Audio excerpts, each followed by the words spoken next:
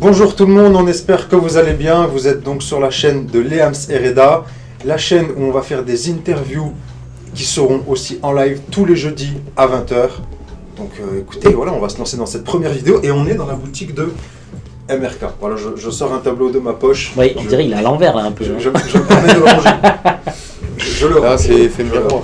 Et vous l'aurez compris, du coup on va partir sur notre première interview avec notre premier invité Bastien. Bastien que j'ai connu du coup dans l'entreprise où je travaille. Et je l'ai présenté à Reda, on a parlé quelque peu parcours très atypique, un parcours assez hors du commun, assez difficile. C'est une histoire qui est assez triste. Vous allez voir, hein. Il m'a raconté un peu tout à l'heure en off. C'est bon, toi tu la connaissais, Liam, si tu connaissais l'histoire. Très légèrement, peu, voilà, très légèrement. On a survolé. Mais vous allez voir qu'il y a quand même des gros rebondissements dans son histoire. Hein, je te vois vendre le petit scénario Netflix. Allez, restez connectés, c'est parti. Moi je m'appelle Bastien Guerpin. Donc en termes de mon enfance, j'ai eu une enfance totalement normale. J'ai grandi à la campagne, à La Fresnaye en Normandie. Donc à ce moment-là, une enfance tout ce qu'il y a de plus standard. J'ai grandi avec ma mère et mon beau-père, parce que mon père avait divorcé de ma mère quand j'avais 2 ans, donc je les ai plus ou moins toujours connus divorcés. Et avec mon premier beau-père, ça se passait plutôt bien, il était très gentil, il était là pour moi, il faisait ce qu'il pouvait pour, entre guillemets, prendre sa place dans sa famille. Assurer la relève et puis... Ouais, c'est ça, sans jamais... vraiment prendre la place du père à vouloir être autoritaire, il mettait des limites bien entendu, mais sans jamais dépasser ces mêmes limites. Et au bout de quelques années, aux alentours de 2012, ma mère a décidé de quitter mon beau-père. Donc ça a un peu foutu la merde dans ma famille et chacun est parti de son côté. Donc ma mère, moi et ma petite sœur, on était partis dans une ville à côté à Gravenchon. Donc c'est là que j'ai commencé à vivre un peu la galère entre guillemets, parce que ma mère elle était au SMIC à ce moment-là. Donc au SMIC à 3, c'est compliqué, c'était très compliqué. Bon après c'était en quelle année là? C'était 2013-2014, donc c'était compliqué mais moins que le SMIC d'aujourd'hui. Pas comme maintenant, exactement. C'est ça. Ouais. Et après quelques années de... je vais pas dire galère parce qu'on mangeait tous les jours. Il n'y avait pas vraiment de soucis, c'est comparé à la vie d'avant, c'était l'échelle du dessous, mais on vivait bien, elle faisait son possible pour nous et tout marchait bien. Et aux alentours de 2014, je crois 2015, dans ces eaux-là, non, 2012 pardon, elle a rencontré un nouvel homme qu'elle avait rencontré à son travail. Et là c'était vraiment passer du coq à l'âne, quoi, c'est plus rien à voir, c'était vraiment... Là t'arrivais plus, parce que t'étais plus habitué... Parce que justement, je pense que tu étais habitué à la bonté et puis à la gentillesse du beau-père précédent. De l'ancien, ouais. Alors que lui, il était vraiment arrivé en voulant imposer sa loi, en voulant imposer ses règles. Et moi, à cette époque-là, dans l'adolescence, j'étais forcément un peu tête de con. Donc j'étais dans ma phase rébellion. Et ça partait souvent au clash entre nous deux. Au point où on en est souvent venu aux mains. Et au fil des années, en fait, la tension n'a fait que monter contre ma mère aussi, parce qu'elle prenait souvent sa défense et moi je me sentais totalement délaissé, quoi. J'avais l'impression d'être moi tout seul contre tout le reste de la famille. Et à partir de mes 15 ans déjà, j'avais déjà fugué une première fois, où j'avais été vivre dans la cave d'un ami, mais les policiers étaient venus me chercher quelques jours après pour me ramener. C'est quoi, parce qu'il y a eu, ouais, c'est ça a duré combien de temps? Il y a eu un avis de recherche? Ça a pas duré longtemps, ça a duré 3 jours. Parce que ma mère avait appelé la police et ils avaient direct commencé à interroger les amis avec qui je traînais à l'époque. Et j'avais entre guillemets déjà prévu ça, puis je leur avais dit de pas se mettre dans la merde si ça arrivait, qu'ils disent où je suis, point barre. Mais là t'habites dans une... C'est quoi, 3 jours dans une cave?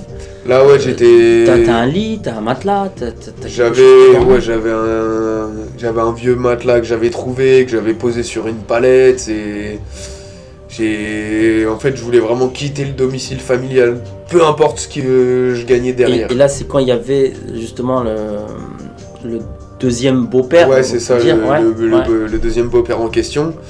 Et les policiers m'ont ramené au poste, interrogatoire, tout ça. Ils m'ont demandé le pourquoi du comment. Puis ils ont fini par me ramener chez moi. Donc là, pendant peut-être une semaine ou deux, j'ai pas adressé un mot ni à ma mère ni à mon père. Quand je devais manger, j'allais manger dehors, je me démerdais à droite à gauche et je voulais vraiment éviter tout contact. On a commencé à renouer petit à petit, mais la tension était toujours là. Et donc suite à ça, en fait, c'est à ce moment-là que j'avais vraiment décidé que je voulais partir de cet endroit. J'étais pas à ma place, je me sentais pas à ma place, je me sentais un peu comme l'histoire du vilain petit canard, quoi. Et je me sentais pas à ma place. Donc j'ai entre guillemets rongé mon frein jusqu'à mes 18 ans que je voyais vraiment comme ma date de la libération. La date où je suis majeur légalement, où elle n'a plus de pouvoir sur moi, ou si je décide de me barrer, je me barre, point. Donc toi c'était déjà clair, donc les tensions qu'il y avait dans ta famille avec ton beau-père, ta mère et ta petite sœur, c'est bien ça? Ouais, pas de tension forcément avec ta petite sœur? Non, pas de tension avec ma petite sœur. Ok, mais les tensions avec les autorités... Je vais pas dire que du mal dedans plus, ils s'occupaient très bien de ma petite sœur. Ok. Mais voilà, c'est toutes ces frictions et le fait que ton beau-père ait été un peu violent. Ouais, c'est qui ça. ont fait que tu as voulu au bout d'un moment partir Après, parce que tu en as eu un trop-plein. Il n'a pas été violent dès le début, c'est vraiment monté crescendo, quoi. C'est Okay. Moi, mon côté tête de con, je vais pas mettre tous les torts sur les autres non plus. Et lui, si tu veux, c'était un routier, c'est vraiment le routier beauf, viril, qui c'est tu m'écoutes ou tu fermes ta gueule. Et moi, c'est le pire truc qui marche avec moi. Donc ouais, les tensions ont fait que monter. Et le jour de mes 18 ans, pour info, c'était la période où je passais le bac. Donc sur ma fin de 17 ans, j'ai passé mes 3 dernières épreuves de bac. Le vendredi qui suivait, c'était le jour de mes 18 ans, le 17 juin 2016. Okay. Je suis rentré chez moi, j'étais à l'internat à ce moment-là, donc je voyais pas mes parents la semaine. Et je suis rentré, je suis monté dans ma chambre, j'ai fait ma valise directement. Ma mère m'a demandé tu fais quoi? J'ai fait j'attends ça depuis des années, je fais mes valises, je me barre. Elle a rien trouvé à dire, elle est redescendue dans le salon faire sa vie, j'ai pris mes valises, je me suis barré. Et à ce moment-là, j'ai revécu dans la cave de l'ami qui me l'avait déjà prêté à l'époque quand j'avais fugué à 15 ans. Ok. Donc 18 ans, t'es directement reparti dans cet endroit où Ouais. t'es allé quand t'as fugué directement.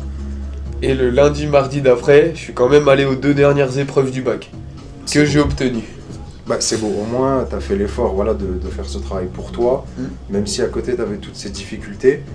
Mais donc voilà, à 18 ans, tu commences déjà sur un très mauvais pied, on va dire, dans la vie active, la vie C'est d'adulte. ça, Hein. On pense toujours quand on a 18 ans, on va se lancer, ça y est, c'est la belle vie, on fait un peu ce qu'on veut et tout. Toi, bon, certes, C'était trop facile, moi j'ai commencé le jeu en mode hardcore. toi t'as commencé le jeu en mode difficulté maximale. Ouais, c'est ça. Mais bon, aujourd'hui tu t'en sors plutôt bien, on va y venir, comment t'es arrivé jusque là aujourd'hui, Ouais. mais voilà, on est à cette période où du coup, tu fais tes épreuves de bac, 18 ans, t'es ça. parti, ta mère te calcule pas forcément et tu pars dans cette cave. C'est ça. Donc À là, partir de là, à partir de là, en fait, les épreuves de bac se terminent. Donc je me dis, c'est vraiment une page qui se tourne. Ça y est, le lycée c'est fini, je suis plus chez moi. Maintenant, c'est moi et moi seul, quoi. Bon, je vais être un peu vulgaire, mais c'est moi et mes couilles, entre guillemets. Et au début, j'avais des amis qui me ramenaient des sacs de courses de temps en temps, de la nourriture à droite à gauche, donc je ne mourais pas de faim, je pouvais compter sur eux. Et à cette époque-là, j'avais même rencontré une voisine du bâtiment qui, tous les soirs, me ramenait une assiette d'un plat chaud. Et j'arrivais à survivre, très grâce à l'entraide des gens. Mais ouais, j'arrivais à survivre. Et personne te recherchait à ce moment-là. Non, parce que j'avais été clair que de toute façon j'avais 18 ans, donc ils avaient rien à me dire. Si je décide de partir, je pars, point. Et même ta sœur a pas essayé de te retrouver. Ma sœur, je pense qu'elle a énormément mal vécu cette situation, mais j'ai quelques nouvelles par la suite, elle le vit très bien. De savoir que moi je vais bien, ça lui convient. Donc je pense que de son côté ça va. Ok, donc tu te débrouilles un petit peu dans cette cave, Ouais. et ça dure combien de temps cette vie Alors dans la cave en elle-même, ça a duré à peu près 3 mois. Ok. 3 mois où j'arrivais à me démerder pour avoir de la bouffe. En termes d'hygiène, j'avais un petit parc, un peu comme à Besançon, le parc Mico, à Lillebonne, c'était le Paris des Aulnes, où il y avait des fontaines, donc c'était là que je prenais ma douche le matin. À quelle heure J'ai toujours été un lève-tôt, donc aux alentours de 7-8 heures, j'étais debout. Il y avait personne pour... Il y avait personne pour te voir, tu faisais attention qu'il y ait personne ou tu y allais Non, pas forcément, j'en avais rien à foutre. C'était vraiment, dans ma tête, je me suis toujours dit SDF mais pas clochard. C'est peu importe si les gens me voient, je m'en fiche, je suis propre, je suis lavé, je me lave les dents. C'est mon hygiène, elle est là. Ok. SDF mais pas clochard. C'est assez fort quand même d'en arriver à ce moment où t'as plus rien et même face au regard des gens, tu prends le temps de t'apprêter. J'ai toujours essayé de garder les valeurs que m'avait inculquées mon grand-père quand j'étais enfant. Quand il est décédé quand j'avais 7 ans et tout ce qu'il m'a appris, je m'en rappelle encore aujourd'hui. Pour moi, c'était un homme, c'était un bonhomme. Forcément. Il s'est battu toute sa vie, il a fait l'armée, une époque très différente. Modèle, voilà, à ce moment-là. À l'époque, tu faisais pas le taf, c'était ciao. Oui, c'est ça. Donc c'était un bosseur et je pense que c'est sûrement de lui que je tiens ce côté bosseur que j'ai aujourd'hui. Et oui, donc du coup, là où j'ai dormi dans la cave, ça a duré à peu près 3 mois. Okay. Au bout de 3 mois, j'avais été invité à une soirée chez un ami. Et avec l'alcool qui montait, les problèmes en tête, il faut bien l'admettre, c'est pas une vie facile, c'est quelque chose que j'avais sur le cœur même si j'arrivais à surmonter. Et à ce moment-là, je vais pas vous le cacher, j'avais envie d'en finir. Donc j'ai le verre de trop, j'ai attrapé la bouteille de vodka, je l'ai bu cul sec. J'ai attrapé la deuxième bouteille de vodka, je l'ai bu cul sec. Je me rappelle m'être approché du balcon et après, gros blackout. Parce qu'à ce moment-là, tu voulais en finir. Je voulais en finir. Je voulais vraiment en finir. Je me suis dit, je voyais pas d'avenir possible en fait. Je voyais ma vie comme elle était. Je voyais comment l'administration française me faisait galérer pour les papiers. En fait, je voyais que dans ce que j'essayais de faire, ça me paraissait tellement impossible. Et ouais, à ce moment-là, je voulais en finir. Bon, avec l'alcool, c'était pas forcément la meilleure méthode du monde.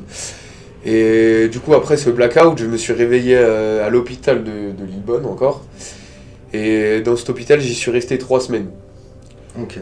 Donc durant ces 3 semaines, j'ai rencontré des gens, je me suis fait des amis.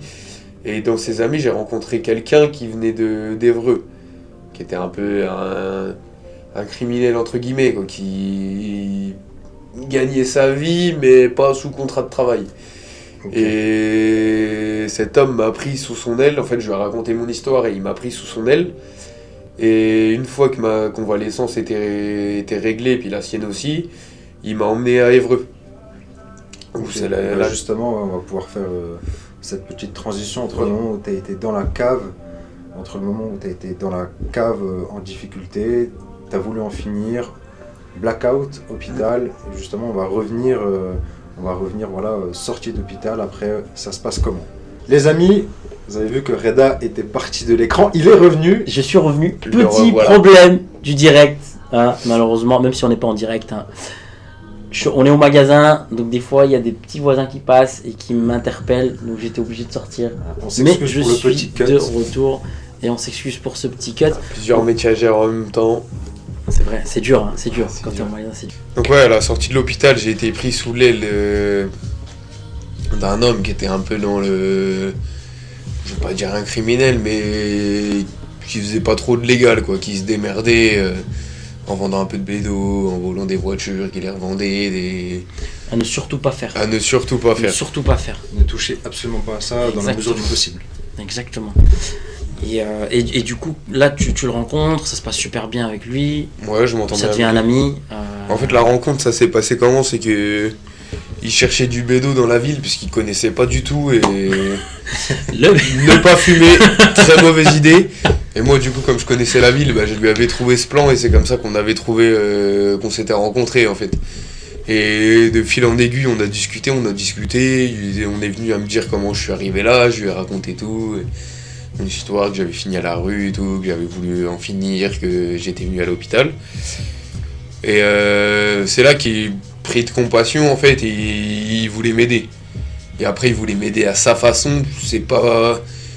Je en remercie aujourd'hui parce qu'il m'a beaucoup aidé, même si c'est dans la mauvaise direction. Et c'est quand même un des acteurs qui m'a fait m'en sortir plus tard. Et du coup, suite à ça, il y a 2 de ses amis qui étaient venus le rechercher pour retourner à Évreux et qui m'ont pris avec eux du coup. Et c'est là que j'ai commencé à habiter avec eux, à traîner avec eux et forcément faire des conneries avec eux. Et c'est là que l'argent commençait à rentrer plus facilement. T'avais quel âge à ce moment-là ? À ce moment-là, j'avais toujours 18 ans, j'arrivais vers mes 19 ans. Donc je sais pas si vraiment il a fait ça pour compassion ou s'il a vu un petit jeune perdu qu'il pouvait exploiter. Mais je pense pas parce qu'il avait vraiment l'air d'avoir bon cœur.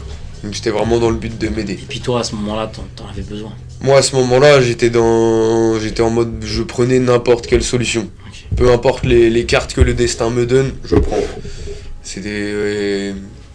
En fait, j'étais dans un moment de ma vie où je laissais le destin faire. J'avais pas vraiment d'objectif, j'avais pas non plus de projet, de solution qui me permettrait de m'en sortir. Du coup, je me suis dit que peut-être lui va m'offrir des opportunités, des solutions ou même ne serait-ce que des idées qui permettraient de moi d'aller de l'avant. Parce que vraiment après cette tentative de suicide, ça a réveillé quelque chose en moi qui fait non, je peux pas, ça va pas être ma vie, c'est hors de question. C'est fort déjà de penser à ça, c'est à avoir des idées sombres comme ça. Ouais. C'est vraiment si jeune, c'est vraiment que tu dis je suis au fond. Ouais, c'est ça. Après j'en ai pas forcément parlé au début de l'histoire, mais c'était pas ma première tentative. J'avais déjà fait une tentative à 14 ans. J'en pouvais plus de la vie là-bas, puis je me voyais pas attendre jusqu'à mes 18 ans dans ce monde-là. J'en avais fait une deuxième au lycée pour les mêmes raisons, quoi. J'en pouvais plus et c'était trop. Enfin, j'arrivais plus à supporter. Je me suis dit si toute ma vie c'est ça, je peux pas la vivre. Ouais, tu voulais pas. Ouais, c'est ça, je voulais pas la vivre. Mais toi, tu pensais pas forcément à la suite, parce que je pense pas qu'à ce moment-là on pense à la suite. Je pensais à la suite. Mais je voyais pas de happy end en fait. Je pensais que tu resterais dans cette partie un peu sombre. Ouais, c'est ça, je me disais que peu importe la direction que je prenais, ça allait mal finir. Ce qui n'a pas été le cas au final. Et du coup, donc pour en revenir à Évreux, j'y suis resté à peu près 6-7 mois. Non, 8 mois je crois. Okay. 8 mois et pendant 8 mois... je faisais partie entre guillemets d'un gang quoi, donc chacun avait un peu son rôle. Il y en a qui volaient dans les magasins pour ramener les courses, il y en a qui vendaient de la drogue, qui vendaient des armes, donc organisé dans l'illégalité. Ouais, c'est ça, c'était vraiment l'illégalité quoi, Mais il fallait ramener à manger. C'est ça. Et c'est pas forcément pour les blâmer, mais c'était un peu les laisser pour con quoi. C'était les étrangers qui arrivaient, qui n'ont pas de diplôme, pas de carte bleue. Et déjà, moi, étant né en France, je galérais comme pas possible pour avoir les moindres aides. J'imagine même pas, eux, la galère que ça avait dû être. C'est ce que j'allais te poser comme question, justement, parce qu'en France, on a quand même beaucoup d'aides pour les étrangers. Ils n'ont pas fait les démarches. En fait, le problème de l'administration française, c'est que je suis quelqu'un qui en a quand même beaucoup dans le crâne. Et j'ai l'impression que tout est fait pour compliquer le truc, pour que justement les gens en aient marre et la flemme et ne demandent pas leurs aides. Parce que justement, à partir de là, qu'est-ce qui fait que tu essayes de te reprendre en main ? Comment tu sors de cette spirale de délinquance, on va dire ? Comment t'en sors et comment tu gères aussi l'administration pour commencer à te remettre un petit peu le truc en fait, c'est que j'avais toujours gardé dans ma tête SDF mais pas clochard. Ça c'est vraiment ma phrase qui m'a suivi tout du long. C'est que ok, j'ai rien, mais je serais pas un clochard. Je serais pas celui à faire la manche en bas de la rue, à quémander des pièces, à gratter des clubs. Il fallait que je fasse mon argent, légal ou pas légal, fallait que je fasse mon argent. Et à côté de ça, je voulais pas causer de tort aux gens. Par exemple, à cette époque-là, j'étais très bien capable de braquer 15 iPhones dans un darty. Mais j'aurais jamais fait le sac d'une grand-mère. J'aurais jamais racketté le téléphone de quelqu'un. Garde quand même ses valeurs. Oui, c'est... Il y en a qui... Parce que je me suis toujours dit, les magasins, ils sont assurés. Ils vont perdre 5 iPhones. sais rien. Ils appellent Apple, ils leur commandent, c'est bon, ils payent une franchise de 400 balles, ils les ont leur iPhone. Puis nous, de notre côté, on avait des 3-4 semaines de bouffe grâce à ça.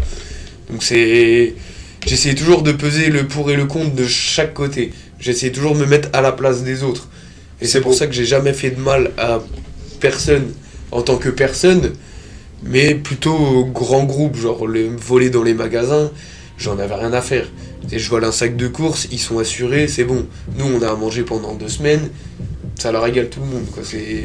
C'est beau. Je vais pas dire que c'est donnant, mais la peine que je produisais est moindre par rapport aux gains que nous, on avait de notre côté. Bah, t'avais déjà la jugeote de penser à ça dans ta situation, c'est beau, c'est honorable. Beaucoup ne l'auraient pas fait, en tout cas.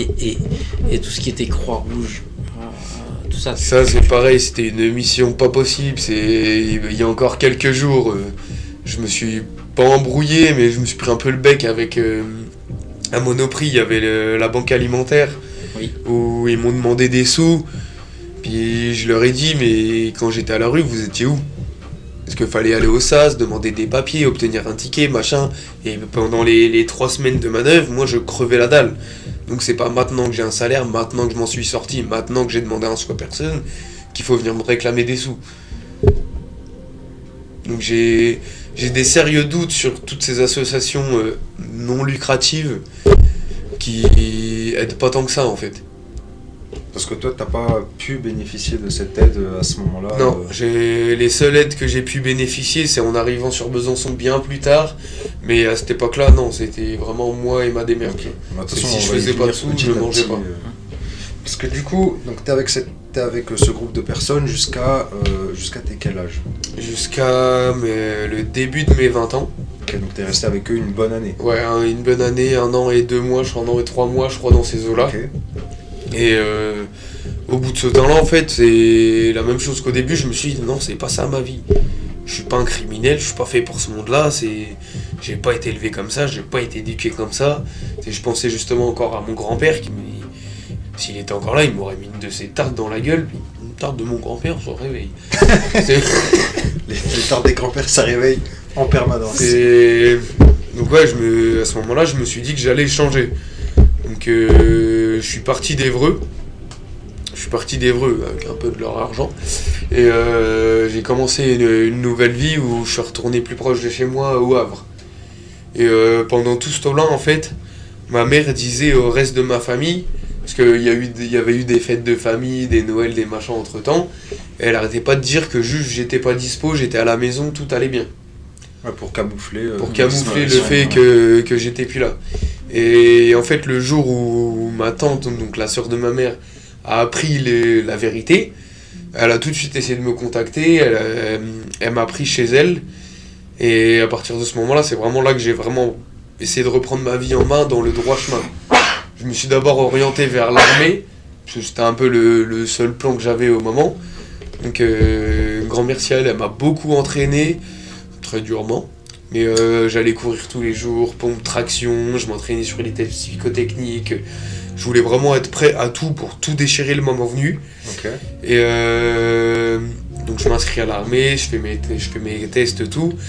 Et les tests ont duré 3 semaines. Et au bout des 3 semaines de tests, j'étais sorti major de ma promo. C'est beau. Donc j'avais fait le meilleur score dans quasiment tous les tests. Sauf que le truc qui avait bloqué, c'était mon casier judiciaire.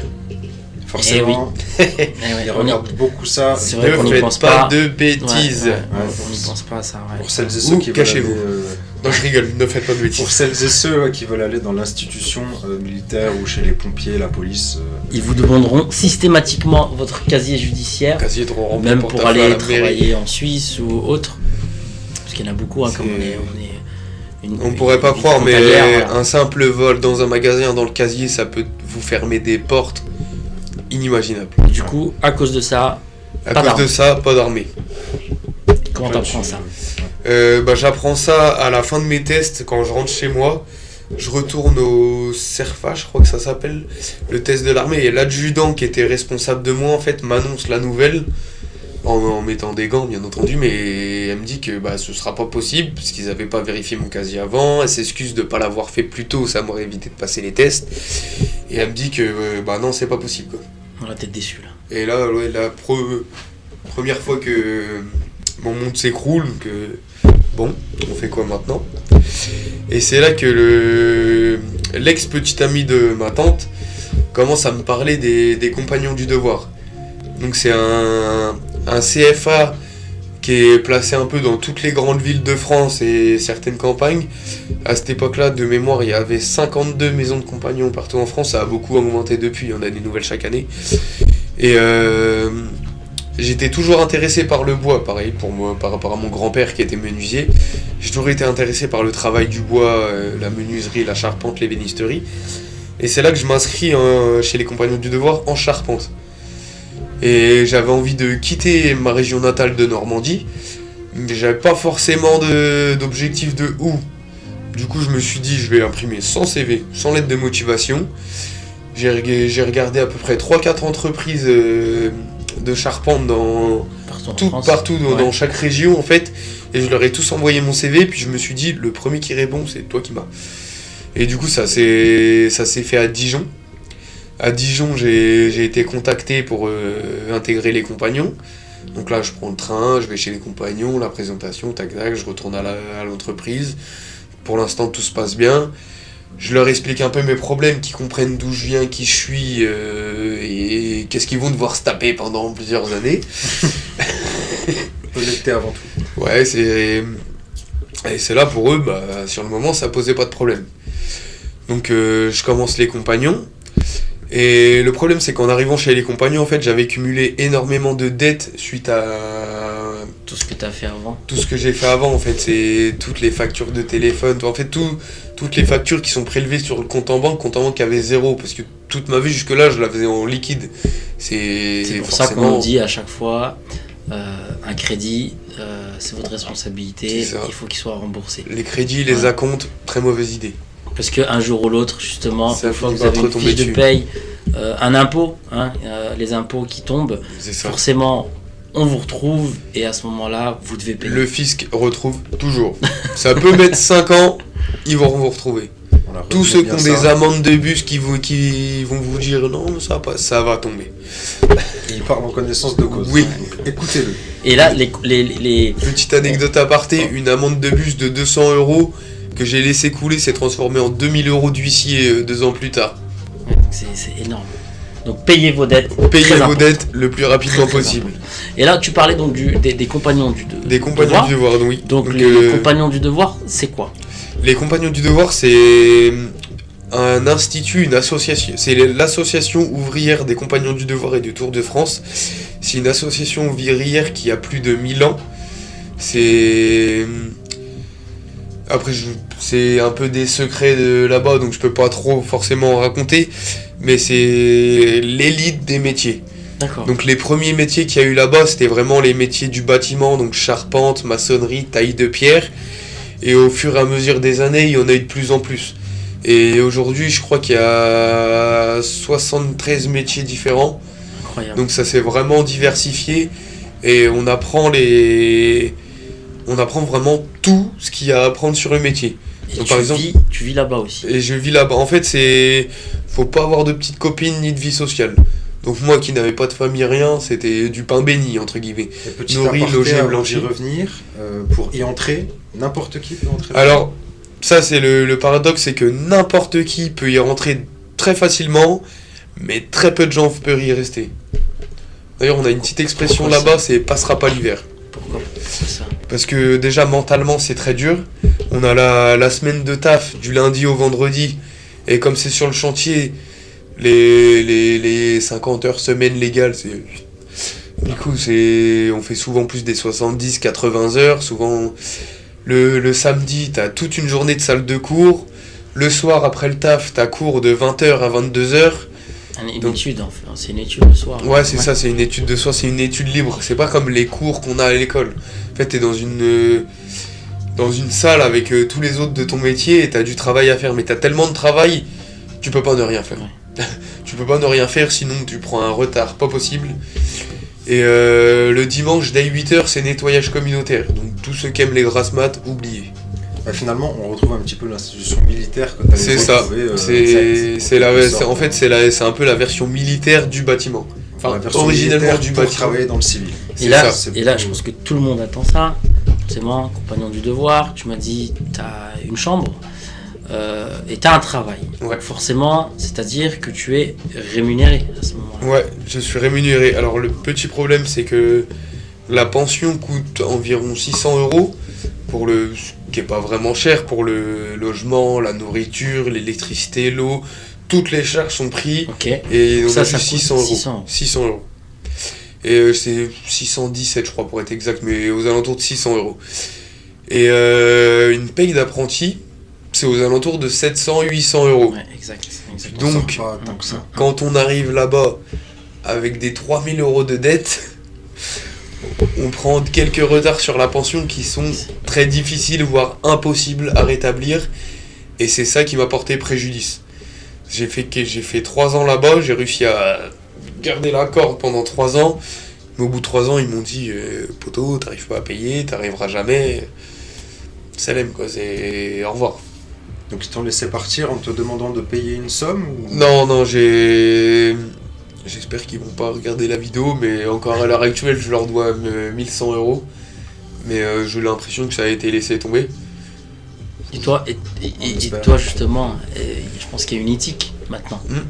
Et que tu l'as toujours eu, cette éthique.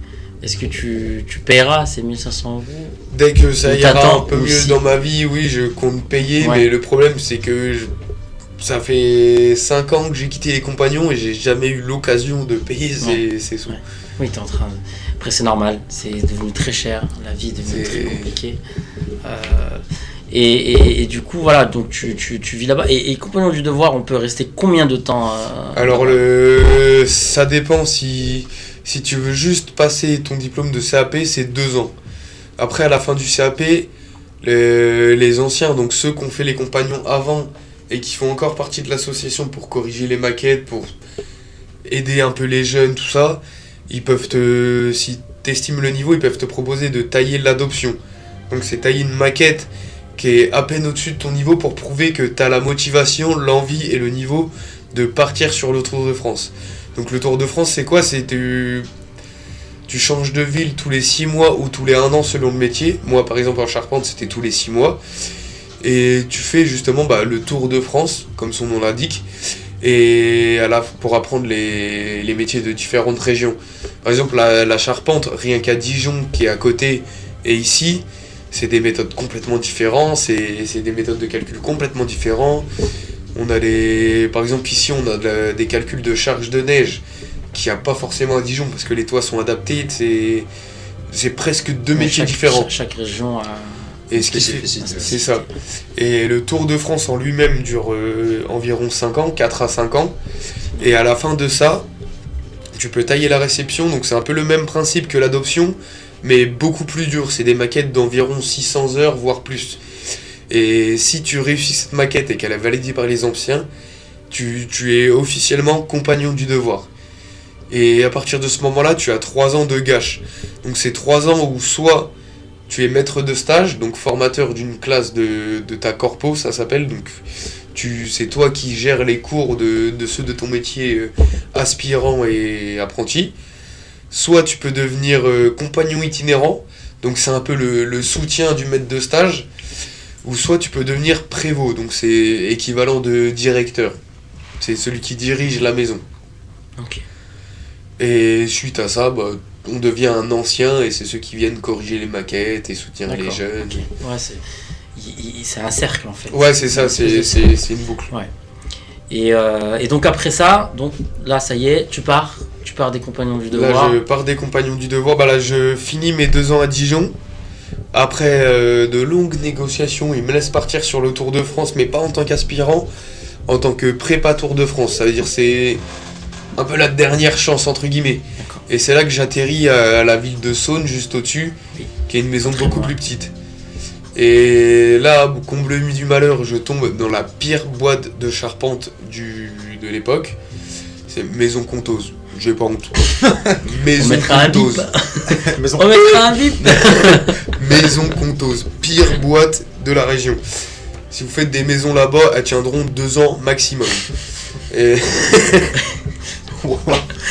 Pour celles et ceux qui ont acheté C'est la première vidéo et je crois qu'on va avoir des problèmes. Je prends l'entière responsabilité de ce que je dis. Ce n'est pas la chaîne qui dit ça, c'est moi, Bastien Garpin. Beaucoup de bip bip bip bip à maison, bip bip c'est vite votre crédit et achetez-vous une nouvelle maison en pierre. Voilà. Donc non, en fait, c'est le problème entre guillemets, pas forcément maison compte en eux-mêmes, mais le problème de l'actualité, c'est qu'on veut faire du rapide avec des matériaux pas chers. Ça, c'est le problème qu'on a vraiment, un peu partout. Même dans le textile, dans absolument tout. C'est le problème de la société actuelle, c'est qu'on veut faire plus vite, moins cher et forcément moins bonne qualité. Et du coup, voilà, donc t'as travaillé là-bas, ça t'a pas plu? Ça m'a pas du tout plu, c'est vraiment, il y en a qui arrivent sur le chantier complètement bourré, il y en a déjà un qui a voulu m'agresser dans l'atelier, c'est vraiment une boîte de barjots, quoi.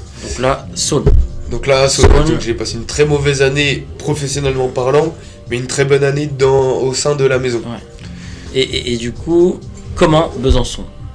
Alors, Besançon. C'est pas très loin, hein. Mais à ce moment-là, c'était l'époque du Covid. Donc les boîtes commencent à fermer, chômage partiel, les maisons aussi. Donc ils nous renvoient chez nous. Petit problème, j'ai pas de chez moi. Donc je trouve une amie qui a la bonté de m'héberger, je la remercie encore aujourd'hui, c'est comme une sœur pour moi, je serai toujours là pour elle. Et j'héberge chez elle pendant 8 mois. Petit coup de chance, sa mère était assistante sociale, elle m'a énormément aidé dans mes papiers, elle m'a énormément aidé à me refaire. Et j'ai vraiment gagné peut-être 2 ans si j'étais tout seul en 3 mois avec elle. Forcément, parce qu'elle t'a apporté les connaissances. Elle m'a apporté les connaissances, elle m'a aidé dans les papiers. C'est pour ça qu'on dit qu'il faut bien s'entourer. C'est ça, l'entourage ça fait beaucoup, Ça fait pas tout, mais ça fait beaucoup.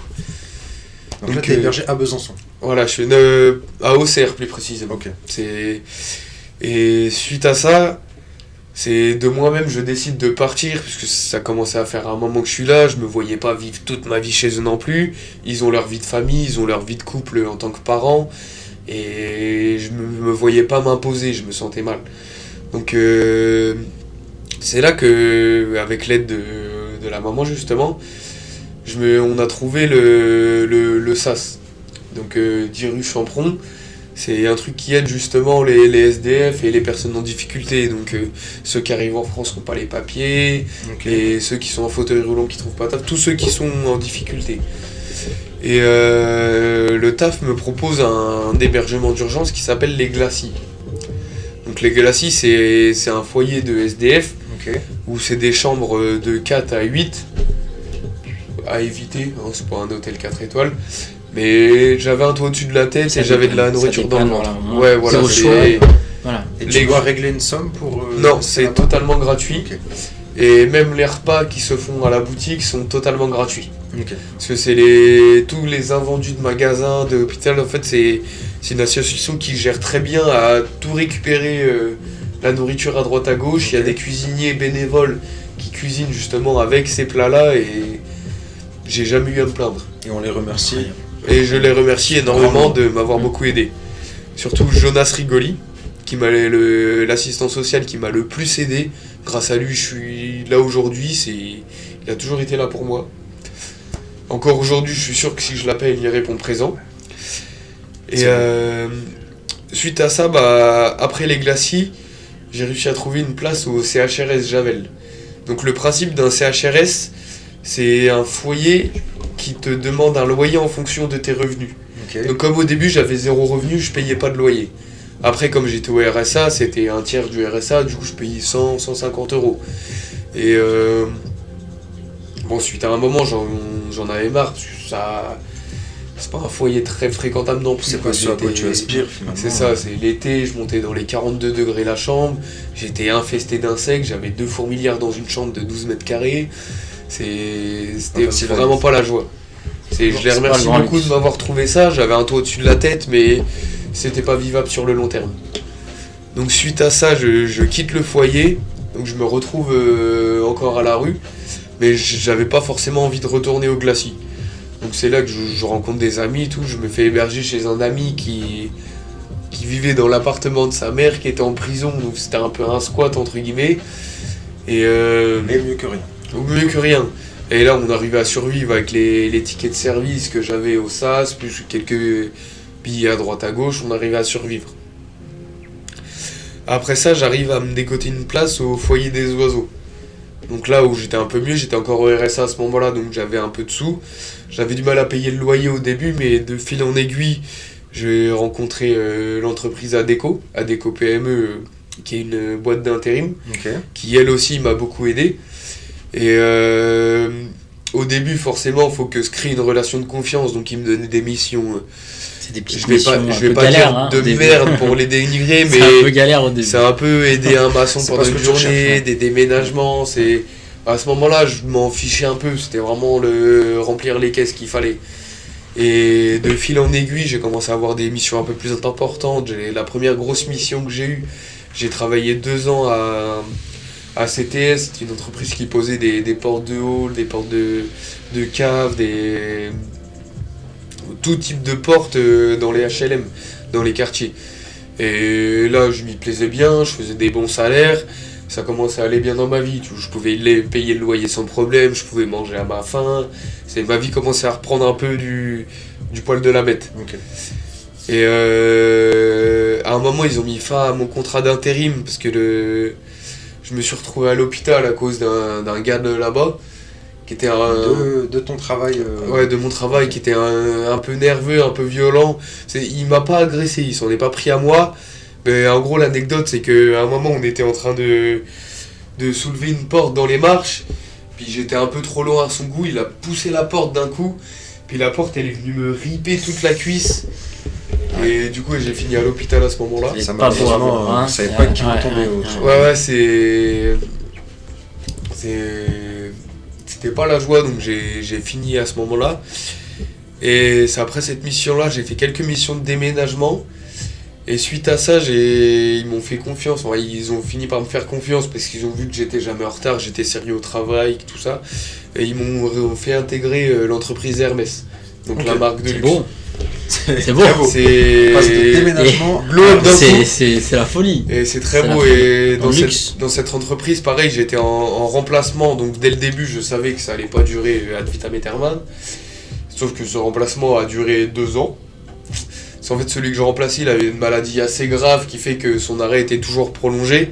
Donc, gratter ses sous en attendant. Donc, merci pour toi, mais c'est du courage. Exact. Mais comment tu te sens là à ce moment-là?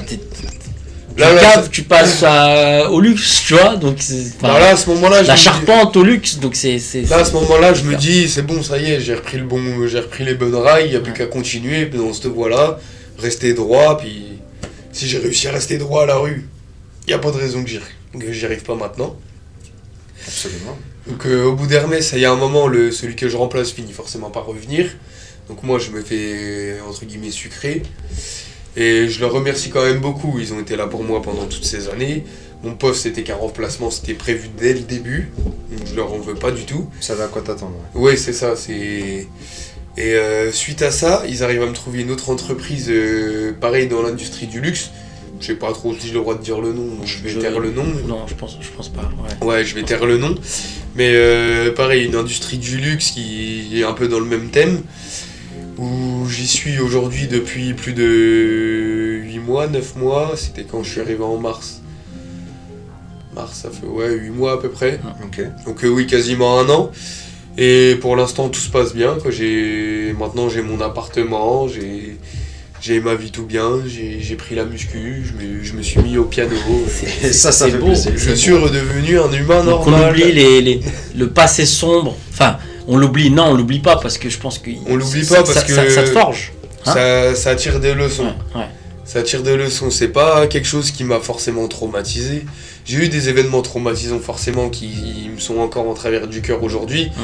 Mais pour la plupart, j'en ai tiré beaucoup de leçons. Je me suis beaucoup maturisé et c'est justement ce qui, à l'époque où je suis parti de chez moi, peut-être ce qui me manquait. Donc un mal pour un bien, c'était peut-être ce qui était censé m'arriver pour justement me mettre la claque dans la gueule dont j'avais besoin.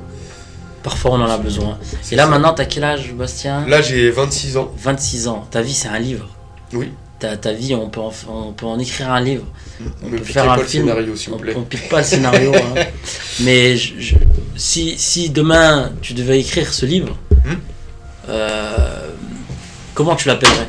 Ça serait quoi le nom de ce livre? Bizarrement, je me suis beaucoup posé la question, mais j'ai jamais trouvé. Parce que si je dois écrire un livre, je veux vraiment le nom qui colle parfaitement au livre. Et je suis encore en phase de recherche là-dessus.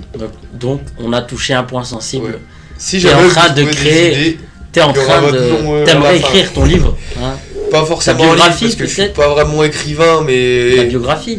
ouais, pourquoi pas une biographie ou peut-être même une série Netflix. C'est plus ce qui parle en ce moment. Ça serait bien. Ça serait beau bien. de voir Ça ça, serait bien. passer de Netflix, l'ACA, Ouais. passer Du difficile partenariat. au monde du luxe finalement.